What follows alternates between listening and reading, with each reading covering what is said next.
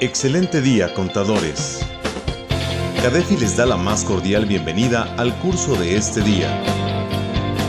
El tema que analizaremos el día de hoy será NIF B3, Estado de Resultado Integral. Algunos contadores siguen presentando la estructura del estado de resultados en el formato anterior. ¿Conoces cuáles son los cambios del estado de resultados? ¿Sabes qué es el RIF en el estado de resultados? ¿Qué son los ORI y cuándo se usan? En este curso aprenderás todos los cambios a la estructura que ha sufrido el estado de resultados para que presentes una correcta información. De lo contrario, estarás falseando la misma. Demos la bienvenida a la expositora de este día, la contadora pública certificada, Karina Tapia Iturriaga. Disfruta de tu capacitación.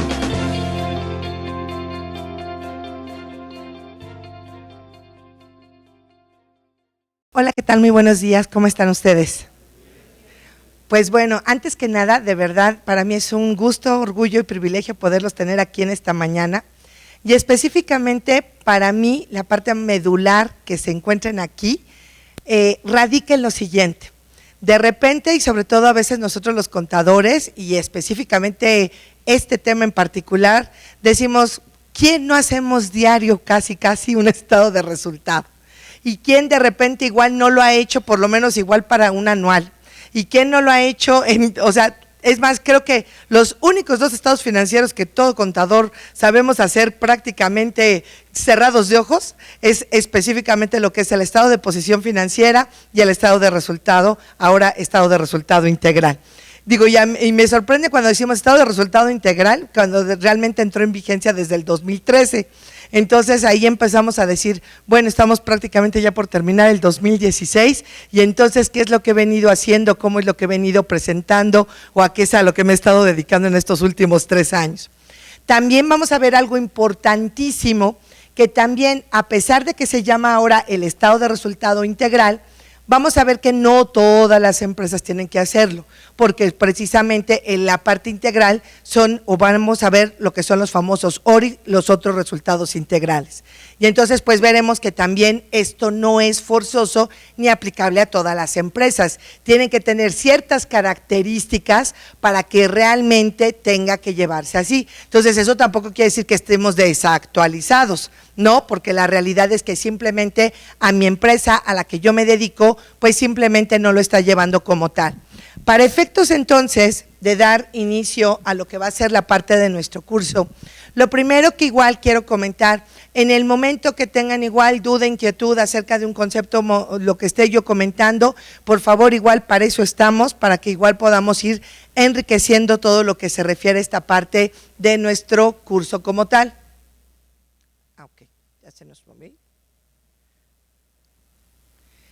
Bueno, entonces, para poder dar inicio, a mí hay algo que me fascina y espero en esta mañana dejárselos así, transmitido y que además sea para ustedes lo más significativo.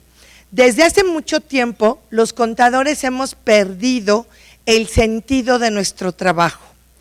Hemos dedicado solamente a hacer o dar cumplimiento a todas las disposiciones fiscales, que vaya que son bastantes.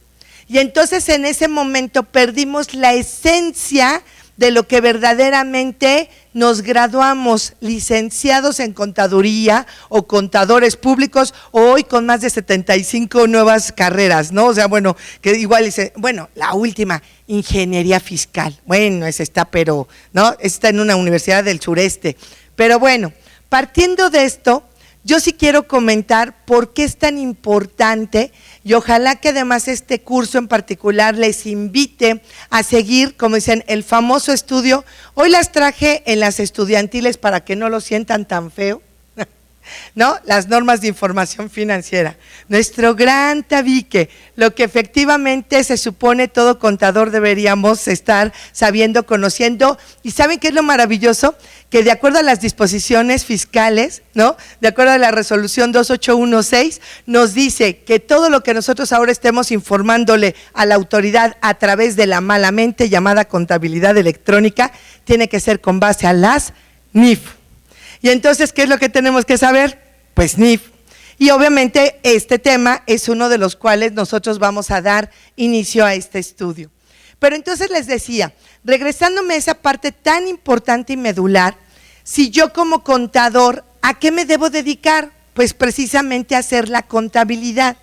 Y la contabilidad financiera per se tiene uno de los objetivos más importantes que nosotros igual podemos estar viendo, que es lo relativo a la toma de decisiones.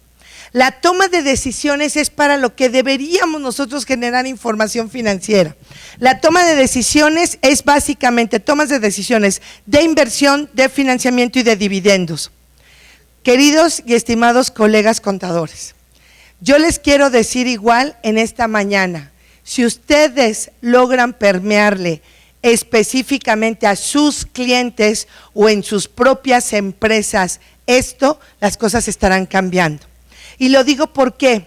Porque lo más importante, todo mundo, y me queda clarísimo, normalmente solo yo escucho dos preguntas de mis clientes.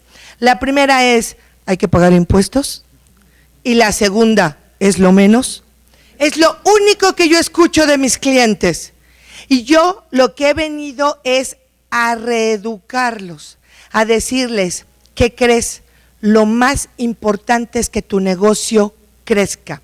Lo más importante es tomar decisiones asertivas del negocio. Como resultado de estas, entonces habrá que contribuir a través de los impuestos. Y las cosas son diferentes, porque en el momento que efectivamente nuestros clientes empiezan a entender que la verdadera potencialidad está en la información financiera que se genera, una buena o mala toma de decisiones por la información financiera obviamente puede traer como consecuencia un exceso o un pago indebido de la parte de nuestros impuestos. Pero les digo, lo hemos olvidado. Y lo voy a hacer rápidamente con un señalamiento. Cuando hablo de decisiones de inversión, ¿qué hago? ¿Me voy por arrendamiento o me voy por adquisición? Algo tan simple y sencillo. Y dentro de arrendamiento, ¿por cuál me voy? ¿Me voy por arrendamiento financiero o me voy por arrendamiento puro? Y entonces ahí empieza a cambiar la decisión. ¿Qué pasa? Y entonces si decido comprar el bien, ok, si decido comprar el bien, ¿qué significa si me descapitalizo? ¿Qué pasa si tomo un crédito que me va a salir más caro el caldo que las albóndigas? Ah, bueno, cuando yo puedo entonces empezar a permear esto, no saben cómo empiezan a darse resultados diferentes en las organizaciones. Simplemente alternativas de financiamiento. Con todo respeto pregunto, ¿quién ha leído aquí toda lo que es la parte del INADEM, que es todo lo parte de para emprendedurismo y que ha visto toda la serie de financiamientos a los que tenemos derecho? Hay una serie, bueno, o sea, los voy a poner a tan simple y tan sencillo. Imagínense, a través de lo que es la parte del portal de NAFIN, para alguien que tú puedes decir, tiene una tortillería, además también ubiquémonos cuál es el contexto real de nuestra economía. Lo primero que tenemos es que de acuerdo al estudio del INEGI, existen más de 5 millones de unidades económicas en este país. De estas 5 millones de unidades económicas, el 98% somos micro, pequeñas y medianas empresas. Entonces, ese es nuestro mercado laboral. Sí vamos a tener un 2% que son los que cotizan en la Bolsa Mexicana de Valores, pero ese es otra harina de otro costal. Sin embargo, ¿qué sucede? Y se los voy a poner ejemplo, en el INADEM generaron un crédito para la renovación de maquinaria de las empresas que se dedican a las tortillerías con una tasa del 6% anualizado. Por Dios, ¿eso dónde lo consigues? Ahí. Solo ahí. ¿Y qué sucede? Ese es algo que no sabemos. Eso es algo de lo que no estamos conscientes, porque estamos tan preocupados de que hay que pagar el impuesto el día 17, el día 10, hay que calcularlo, porque si no igual los recargos y todo, ahora hay que subir la balanza de comprobación. Sí, es correcto. Tenemos que dar también cumplimiento a todas las disposiciones fiscales. Eso no estoy diciendo que no. Pero si empezáramos a darle el verdadero valor que tiene la información financiera, verían que las cosas son totalmente diferentes. Y hoy en específico, en este curso, lo que se van a llevar adicional a aprender a cómo se determinan, de acuerdo a las nuevas disposiciones, cómo interpretar el estado de resultado, cómo sacarle potencialidad, porque además, ¿qué creen? En las revisiones electrónicas, cuando subamos la balanza de comprobación, justamente las variaciones en el estado de resultados son lo que va a servir para la autoridad, va a servir para hacer cálculos globales y sobre todo para la parte de las compulsas. Y entonces vean cómo la parte financiera sí me va a terminar de todas maneras sirviendo para las cuestiones fiscales que estoy haciendo. Y entonces, si no volvemos de verdad jamás olvidar que lo más importante de la información de la contabilidad es la parte financiera para estas tres grandes tomas de decisiones, ojo, la tercera, que es la de dividendos, esa es la única decisión que no nos compete a los contadores. Los contadores lo que podemos decir, mira, sugerimos una redistribución, tenemos estas situaciones, pudiéramos estar haciendo esto, pero eso lo decide solamente el dueño. Él dice, yo quiero mi lana y se lleva su lana, punto. No pasa absolutamente otra cosa. Pero bueno, son decisiones cuando ya es una sociedad, que ya las sociedades pues ya empiezan a establecer decisiones de dividendos.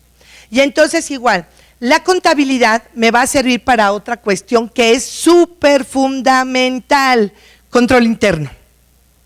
Control interno. Yo ya escucho a muchísima gente que tiene los RIF y qué tristeza porque no hay control interno, porque lo único que están haciendo es cumplir disposiciones fiscales, es decir, solamente están poniendo lo que dice el portal Mis Cuentas. ¿Quién de los que lleva actualmente un RIF le hace un estado financiero? ¿Quién en este momento le puede decir a un RIF, ¿sabes qué? Si tienes tanto en cuentas por cobrar. ¿Quién le puede decir ahorita en este momento un RIF, este es tu saldo de inventarios? Nadie, porque estamos solamente siendo cumplidores de obligaciones fiscales. Y ese RIF no va a crecer, y no va a crecer por una simple y sencilla razón, porque no tiene información financiera que le permita toma de decisiones. Y eso es fundamental, y eso es lo que tenemos que cambiar. ¿Y por qué me sirve entonces la contabilidad? Cuando yo hago una conciliación bancaria, lo que estoy haciendo es control interno. No es que esté checando que si el saldo según banco, si según el auxiliar y mis partidas en tránsito, no, lo que estoy haciendo es control interno, porque en ese momento yo digo, wow, yo pensé que tenía 5 millones y hay 2, entonces algo está pasando. Oye, yo pensé que sí habíamos cobrado y veo que el saldo de la cuenta no es. Todo eso es control interno, la contabilidad sirve para control interno. Por eso también la autoridad fiscal se dio cuenta que al momento de subir las balanzas se da cuenta si hay control interno o no en una empresa. Y le voy a poner rapidísimo con un ejemplo para que vean cómo se puede dar tan fácil cuenta la autoridad cuando nosotros subimos una balanza y no hay control interno. Las depreciaciones. Las depreciaciones, la mayoría, ¿no? Yo creo que igual de otros estados que he estado, no aquí del Estado de México, no, en otros estados que he estado, básicamente les digo, ¿cuándo subes igual la depreciación? Y todo el mundo dice, en el mes 13, ¿no? Y es básicamente lo sube el día 30 de marzo y eso porque hay que presentar la declaración el 31, es cuando codifica la depreciación de todo el ejercicio. Y guau, ya desde ahí te empiezas a dar cuenta cuántas fallas de control interno hay, porque alguien que deprecia hasta el final, a veces han seguido depreciando bienes que ya están totalmente depreciados. Pero ¿qué pasa cuando ya lo empiezas a hacer mensual? Te empiezas a voltear los saldos, dices, ay no, entonces las cosas están mal, ¿no? Fíjense entonces cómo algo tan simple y sencillo, la información financiera, tiene esa gran potencialidad de darme control interno. Y después, como consecuencia de haber tomado decisiones que me sirva como mecanismo de control interno y no por eso menos importante, me va a servir para la determinación de los impuestos. Pero ¿qué creen? Además me va a servir para la correcta determinación de los impuestos, que eso es algo que no hemos aprendido, ¿no? Les digo, siempre estamos igual y van a ver, ¿no? Que esa es la parte que me encanta, ¿no? Hay igual después, en su momento hay un curso específico que es cómo se correlacionan íntimamente las NIF con las leyes fiscales, con las partes financieras y con las partes de auditoría, ¿no? Y entonces de verdad no sabes todo lo que te puedes dar cuenta de la potencialidad que tiene esa parte de conocer correctamente la información financiera. Y bueno, ¿por qué es tan vital ahorita que nosotros sepamos permear por qué es importantísimo conocer el B3? ¿Por qué va a ser importantísimo? Porque hay una cantidad de usuarios que sí leen los estados. Me queda clarísimo que normalmente el contribuyente y mi cliente ni sabe que existen. Y sabe solo cuando existen, cuando dice, oiga contador, el banco me dice que para que me preste necesito enviar los estados financieros. ¿Me los da? Es solo la única vez que el cliente sabe que existen los estados financieros. Es más, dice, oiga, estos del banco dicen que le presente estados financieros, ¿eso qué es? ¿No? Y ahí entonces está el grave problema, porque con el estado de resultado vamos a poder sacar miles de cosas de información y sobre todo de la parte de rentabilidad, de la operación, literalmente saber si somos o no un buen negocio. Y entonces, ¿quiénes son todos estos usuarios que sí leen el estado de resultado? El primerito debería ser el accionista o el dueño, pero les vuelvo a reiterar, pues prácticamente ellos ni siquiera saben que existen, ¿no? Pero ¿qué creen? Un futuro nuevo inversionista, todo mundo cuando dice, yo necesito allegarme de capital, necesito nuevas, como dicen, nueva aportación para que yo pueda empezar a crecer. ¿Y qué sucede?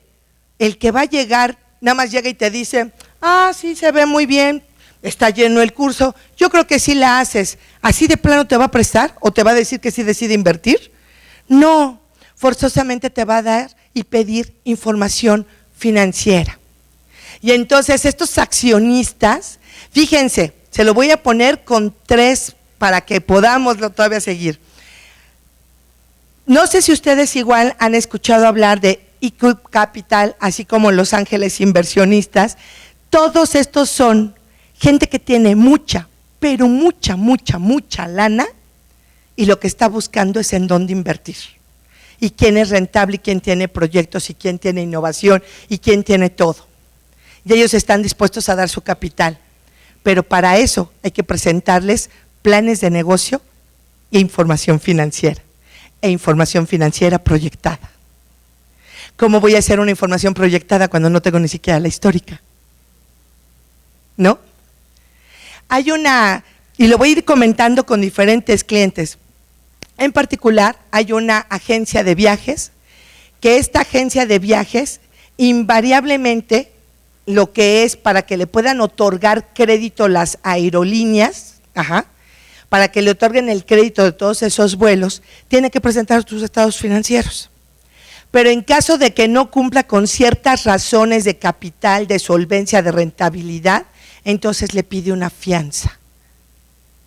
Y entonces la agencia de viajes siempre se la pasa diciendo, oiga contador, ¿y no podemos modificar para que no tenga que pagar esa fianza? Y le dije, pues el día que empecemos a trabajar correctamente su estado de resultados como debe de ser, sí podemos, ¿no? El grave problema que tenemos hoy en este instante es que usted está haciendo un estado de resultado que literalmente todos los gastos están yendo por la parte de sus sueldos que son de usted. Y entonces pues obviamente eso no nos va a permitir que podamos crecer, ¿no? Entonces, vean la potencialidad que tiene específicamente para inversionistas y accionistas. Y además les decía, normalmente estas figuras que existen hoy en el mercado acerca de otorgar créditos, sobre todo para los emprendedores, toda esa parte que se está ahorita otorgando, literalmente la gran ventaja que se tiene hoy es que ellos ofrecen su lana. Ahorita habría que ver un tema que me fascina y es lo que es el costo promedio ponderado de las deudas, o lo que se conoce como el famoso WACC, pero ese es un tema de finanzas. Pero a lo que voy es que este tema, para lo que a mí me sirve, es para saber cuánto me está demandando y exigiendo un nuevo inversionista para poder entrar a mi organización. Y entonces, los órganos de vigilancia. Cuando nosotros hablamos de los órganos de vigilancia, que ellos son los primeros interesados en conocer la información financiera, no nos estamos refiriendo a las autoridades. La lógica es que toda empresa que va creciendo mínimamente debería tener un departamento de auditoría interna. Después de eso, deberíamos tener al comisario, que el comisario solamente lo conocemos ¿en dónde? En el acta. Y eso porque el notario no nos pide, y te digo, no seas mala, échame la mano, te pongo como comisario, va, oye, ¿qué voy a tener que hacer? Nada más es para que me cumpla el requisito, ¿no? Y entonces de comisario no tiene absolutamente nada. No, cuando me estoy refiriendo aquí a estos órganos de vigilancia son los que se operan. Cuando sí tengo un comisario, cuando sí tengo un auditor interno, cuando tengo mucho más un comité de auditoría interna, y también igual cuando tengo hasta mi propio auditor externo, que ese es otro tema que me encanta y me fascina. Mucha gente igual, y para efecto de muchos de nuestros colegas, dicen, ¿creen que va a regresar el dictamen fiscal? Desde la percepción de Karina Tapia, que está aquí, sin ningún título y sin representación de ninguna empresa, yo digo no, por una simple y sencilla razón. ¿Por qué? Porque la autoridad tenía que esperarse año y medio para saber que habías pagado mal. Y hoy cada mes vas a ver si estás pagando bien o no. Y entonces, ¿para qué quiere entonces que regrese el dictamen fiscal? Sin embargo, yo no demerito el dictamen de estados financieros. Ese es fundamental. Ahí, en esos órganos de vigilancia, deberíamos también tener a nuestros auditores externos. Después vamos a tener, fíjense que es curioso, ¿saben quiénes son los que mejor piden estados financieros? Los proveedores y acreedores. ¿Por qué? Porque con base en eso deciden cuánto te van a prestar y cuánto te van a otorgar. Fíjense, ellos sí le hacen análisis a nuestros estados financieros.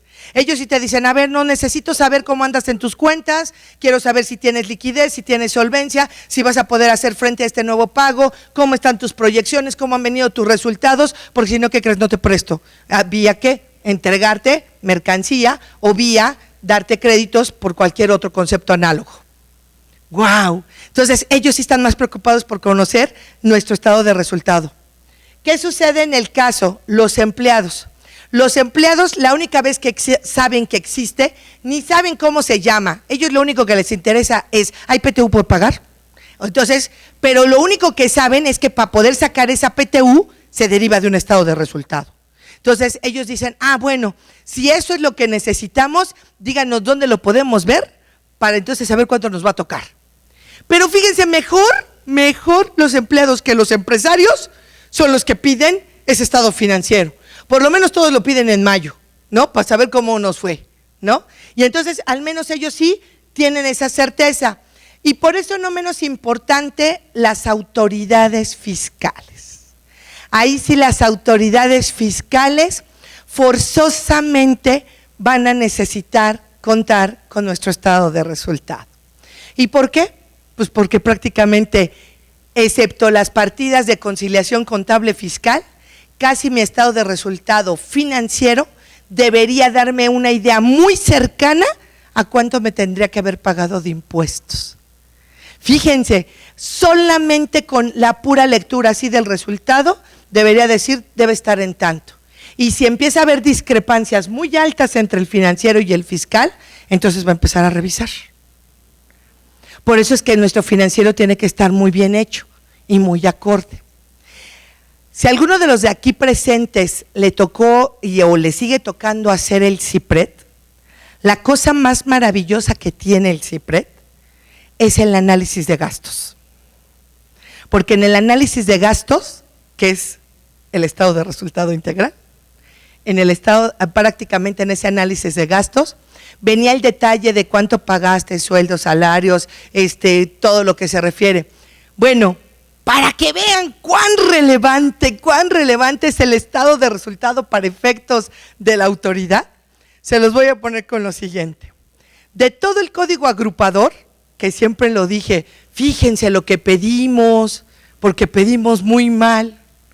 Cuando todo mundo dijo, con 75 cuentas, caray, la autoridad no sabe que con eso no voy a poder registrar la información. Híjole, era una bendición con 75 cuentas.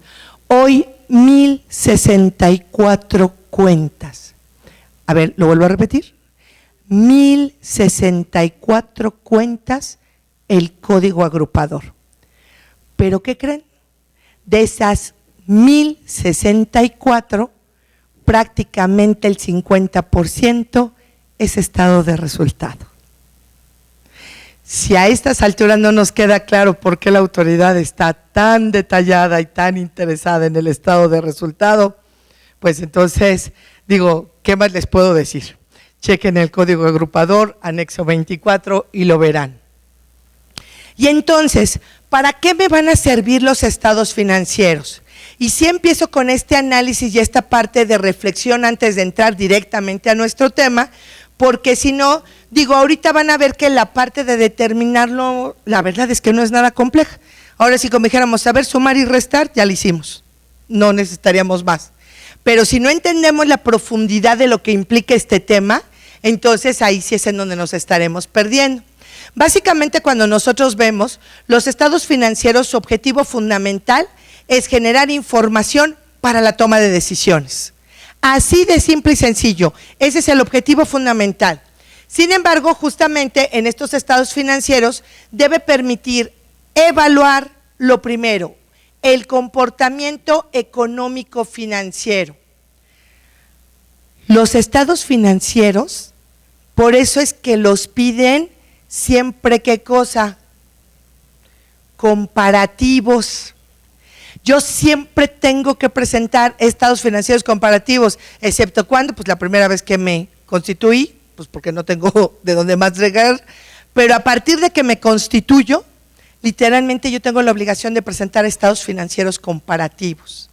Y los estados financieros comparativos literalmente gritan lo que está pasando en la organización. Y en ese momento, cuando yo aquí dice que lo que van a medir es la vulnerabilidad económica, fíjense, ¿qué pasa a simple vista, a bote pronto? Bueno, hago un paréntesis antes de explicar esto. Hoy la PGR tiene un departamento específico para el análisis de estados financieros, para lo de la ley de prevención del lavado de dinero y contratando puros contadores. ¿Por qué? Porque los estados financieros lo gritan. Por eso es que es tan importante que nosotros sepamos y lo hagamos de la manera correcta. Ahora sí, entonces me regreso a lo que les decía. ¿Por qué te mide la vulnerabilidad económica?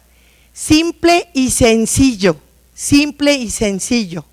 ¿Cuánto te está quedando, cuánto representa la utilidad de las ventas netas? ¿No? Razón financiera, les voy a pedir maravillosamente, yo casi estoy segurísima que muchos de los de aquí presentes, pues literalmente sus NIF, si bien me va, tal vez tengan 2004. Si tal vez igual me pasa, algunos tienen los principios de contabilidad generalmente ignorados, porque también eran ignorados en aquella época. Pero literalmente, si ahorita hacemos un análisis de lo que es prácticamente los que veo muy jovencitos, pues literalmente a ustedes sí les tocó estudiar con NIF, ya, ¿no? Pero seguro muchísimos de los que estamos aquí presentes, pues NIF, ¿no? O sea, ni media idea de que existían, ¿no?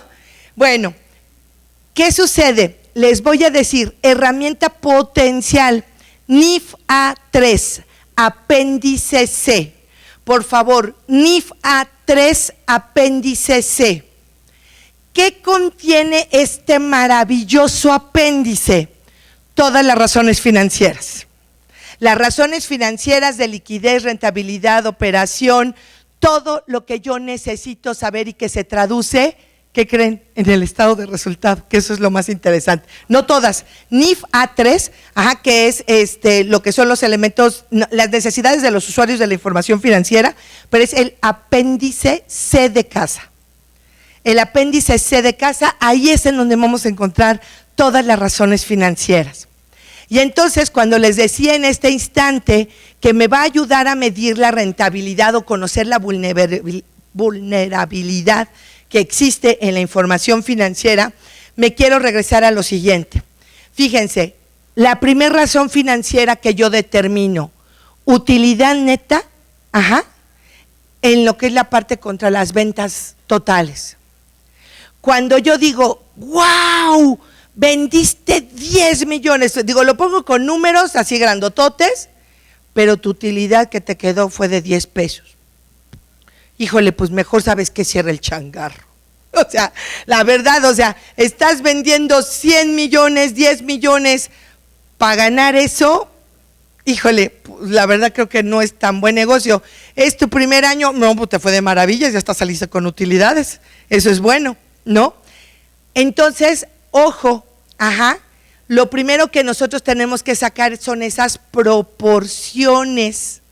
Por eso es que es tan importante, porque ahí yo puedo conocer qué tan vulnerable es el negocio. Y entonces esa parte me empieza a decir, vamos bien, vamos mal, cómo estamos funcionando. Por otro lado, me dice la capacidad para mantener y optimizar los recursos. Me fascina. En finanzas, el objetivo fundamental que tenemos, o como nos enseñan de taravilla, es maximizar las utilidades, ¿no? Las cuales pueden ser a través de ¿qué? Minimizar los costos, ¿no? Por eso cuando yo estoy viendo la capacidad de mantener y específicamente optimizar los recursos, si hay algo que es finito en la organización, son los recursos.